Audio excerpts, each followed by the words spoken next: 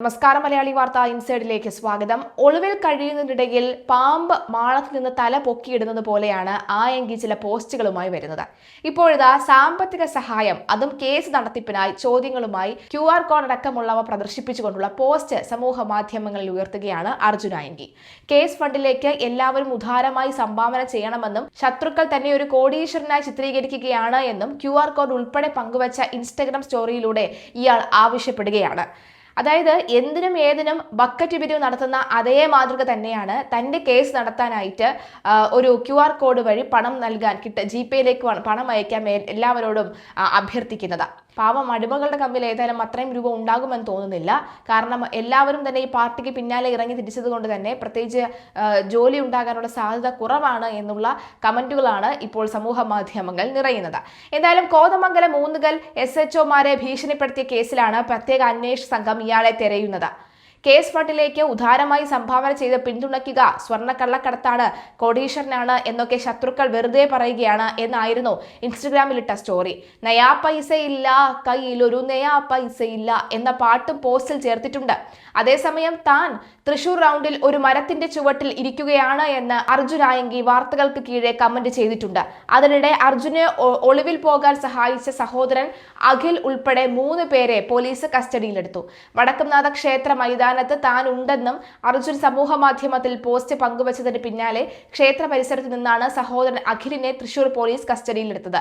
ഇയാളെ നിലവിൽ ചോദ്യം ചെയ്തു വരികയാണ്. കൂടാതെ കൊച്ചിയിൽ അർജുന് ഒളിത്താവളം ഒരുക്കിയ 2 സുഹൃത്തുക്കളെ പ്രത്യേക അന്വേഷണ സംഘം കസ്റ്റഡിയിൽ എടുത്തിട്ടുണ്ട്.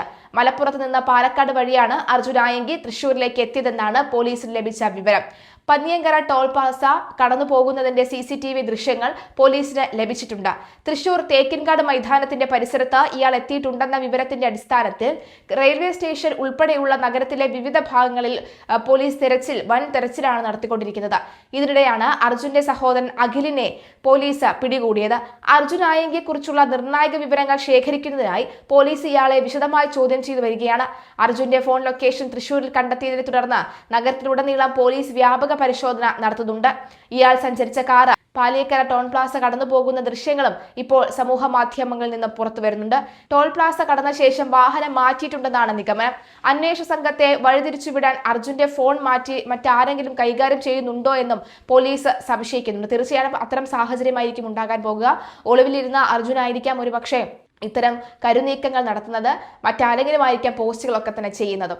കഴിഞ്ഞ നിയമസഭാ തെരഞ്ഞെടുപ്പിന് തലേന്ന് കോതമംഗലത്തെ റിസോർട്ടിൽ വെച്ച് കരുതൽ തടങ്കലിലെടുത്തതിലുള്ള വൈരാഗ്യത്തിലാണ് അർജുൻ ആയങ്കി SHOമാരെ ഭീഷണിപ്പെടുത്തിയത്.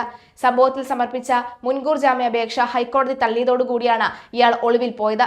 നിലവിൽ അറസ്റ്റ് ഒഴിവാക്കാൻ സുപ്രീം കോടതിയെ സമീപിക്കാനും ഇയാൾ നീക്കം നടത്തുന്നുണ്ട്. മൂവാറ്റുപുഴ DYSPയുടെ നേതൃത്വത്തിലുള്ള 10 അംഗ സംഘം 3 ഗ്രൂപ്പുകളായി തിരിഞ്ഞാണ് അന്വേഷണം.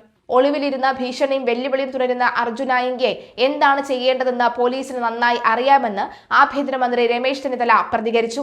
ആഭ്യന്തരമന്ത്രിയെയും പോലീസ് ഉദ്യോഗസ്ഥരെയും സോഷ്യൽ മീഡിയയിലൂടെ വെല്ലുവിളിച്ച് ഒളിവിൽ കഴിയുന്ന അർജുൻ ആയങ്കിക്കായി പോലീസ് അന്വേഷണം കൂടുതൽ ഊർജിതമാക്കിയിട്ടുണ്ട്. പ്രതിയെ കണ്ടെത്താൻ മൂവാറ്റുപുഴ DYSPയുടെ നേതൃത്വത്തിൽ 10 അംഗ പ്രത്യേക അന്വേഷണ സംഘത്തെ നിയോഗിച്ചിട്ടുണ്ട്.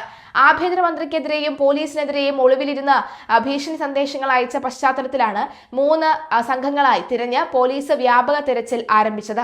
അർജുൻ ആയങ്കിക്ക് ഒളിത്താവളം ഒരുക്കിയ 2 സുഹൃത്തുക്കളെ കൊച്ചിയിൽ നിന്ന് അന്വേഷണ സംഘം കസ്റ്റഡിയിലെടുത്തു.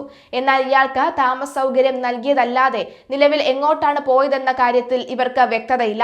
ഇതിനിടെ ഞാൻ വടക്കുംനാഥ ക്ഷേത്ര മൈതാനത്തുണ്ടെന്ന് അർജുൻ ആയങ്കി സമൂഹ മാധ്യമങ്ങളിൽ പോസ്റ്റ് ചെയ്തതിന് പിന്നാലെ ഇയാളുടെ സഹോദരൻ അഖിലിനെ ഇട്ടുകൊടുത്തതായിരിക്കാം എന്നാണ് വ്യക്തമാകുന്നത്. അർജുന്റെ ഫോൺ ലൊക്കേഷൻ തൃശൂരിൽ കണ്ടെത്തിയതിനെ തുടർന്ന് നഗരം മുഴുവനും പോലീസ് അരിച്ചു പറക്കുകയാണ്. എന്തായാലും നിയമസഭാ തെരഞ്ഞെടുപ്പിന് പിന്നാലെയാണ്, വോട്ടെണ്ണലിന് പിന്നാലെയാണ് അർജുൻ ആയങ്കിക്ക് ഇത്രയും രോക്ഷാകുലായ പ്രതികരണമൊക്കെ നടന്നത്. എന്തായാലും അർജുൻ ആയങ്കിക്ക് എന്താണ് ചെയ്യേണ്ടത്, അർജുൻ ആയങ്കിയെ എന്താണ് ചെയ്യേണ്ടത് പോലീസിന് നന്നായി അറിയാമെന്നാണ് രമേശ് ചെന്നിത്തല പറഞ്ഞത്. അദ്ദേഹത്തിന്റെ പ്രതികരണം കേൾക്കാം. അതെ, ഞാൻ പറയാം. എനിക്ക് അതിനെപ്പറ്റി പറയാനുള്ള ഒരു കാര്യമുള്ളൂ. ഇത്തരം ഗുണ്ടകളെയും സാമൂഹ്യ വിരുദ്ധന്മാരെയും പിടിക്കാൻ ഇവിടെ പോലീസുണ്ട്. അത് വേണ്ടത് ചെയ്തോളൂ. അതേസമയം മുട്ടിന് വെടിവെച്ചാലും മുട്ടുകുത്തില്ലെന്ന ഫേസ്ബുക്ക് പോസ്റ്റുമായി വീണ്ടും അർജുൻ ആയങ്കി എത്തിയിട്ടുണ്ട്. ആഭ്യന്തരമന്ത്രിയെയാണ് വെല്ലുവിളിച്ച് എത്തിയിരിക്കുന്നത്. വെറും 4 കേസ് മാത്രം അവശേഷിക്കുന്ന തന്നെ ഫേസ്ബുക്ക് പോസ്റ്റിന്റെ പേരിൽ തീവ്രവാദിയാക്കി മാറ്റി വെടിവെക്കാനൊക്കെയാണ് ഉത്തരവിട്ടത്. കള്ളക്കേസിൽ ജയിലിലാക്കിയപ്പോൾ ജീവിതം താറുമാറായ ആളാണ് താൻ. തന്നെ തീവ്രവാദിയാക്കിയത് ഈ സിസ്റ്റമാണെന്നും അർജുൻ ആയങ്കി കുറിച്ചു. അർജുൻ ആയങ്കിയുടെ ഫേസ്ബുക്ക് കുറിപ്പിന്റെ പൂർണ്ണ രൂപം നമുക്ക് നോക്കുകയാണെങ്കിൽ, മത്സ്യത്തൊഴിലാളികളുടെ ബോട്ടിലാണ് ഞാൻ ഉള്ളത് എന്ന് പറഞ്ഞിരുന്നെങ്കിൽ റോഡിലൂരുന്ന് കരയുന്ന ആ സഹോദരിക്ക് അവരുടെ ഭർത്താവിനെ നേരത്തെ കിട്ടുമായിരുന്നു. വെറും 4 കേസ് മാത്രം അവശേഷിക്കുന്ന എന്നെ ഫേസ്ബുക്ക് പോസ്റ്റിന്റെ പേരിൽ തീവ്രവാദിയാക്കി മാറ്റി വെടിവെക്കാനൊക്കെയാണ് ഉത്തരവിട്ടത്. കള്ളക്കേസിൽ ജയിലിലാക്കിയപ്പോൾ ജീവിതം താറുമാറായ ആളാണ് ഞാൻ. എന്നെ തീവ്രവാദിയാക്കിയത് ഈ സിസ്റ്റമാണ്. മാനസിക രോഗത്തിലോ മദ്യലഹരിയിലോ അല്ല, പൂർണ്ണ ബോധത്തോടു കൂടി തന്നെയാണ് പ്രതികരിച്ചത്. എന്നെ കള്ളക്കേസിൽ ജയിലിലടച്ച കേസ് പുനരന്വേഷണം നടത്തണം. അയാൾ എന്തിനിങ്ങനെ ചെയ്തു? ഞങ്ങളെ 6 പേരെ ജയിലിലടച്ച ദ്രോഹിച്ചു എന്ന് അയാൾ മറുപടി പറഞ്ഞേ മതിയാകും. മുറിവേറ്റവന്റെ സ്വപ്നങ്ങൾ തകർന്നവന്റെ ജീവിതം താറുമാറായവന്റെ സ്വന്തം മകനെ ഒപ്പം നിർത്തി ലാളിക്കാൻ അവസരം നിഷേധിക്കപ്പെട്ടവന്റെ വേദന പകയുമാണ്, പ്രതികാരവുമാണിത്. പിന്നെ അവന് ചത്താലും ഭയപ്പാടില്ല, മുട്ടിന് വെടിവെച്ചാലും മുട്ടുകുത്തില്ല എന്നുള്ള പഞ്ച് ഡയലോഗുമായിട്ടൊക്കെയാണ് അവസാനത്തെ ഫേസ്ബുക്ക് പോസ്റ്റ് അർജുൻ ആയങ്കി ഇട്ടിരിക്കുന്നത്. എന്തായാലും ആഭ്യന്തര വകുപ്പ് എന്ത് തീരുമാനമെടുക്കും എന്ന് കാത്തിരുന്ന് കാണാം.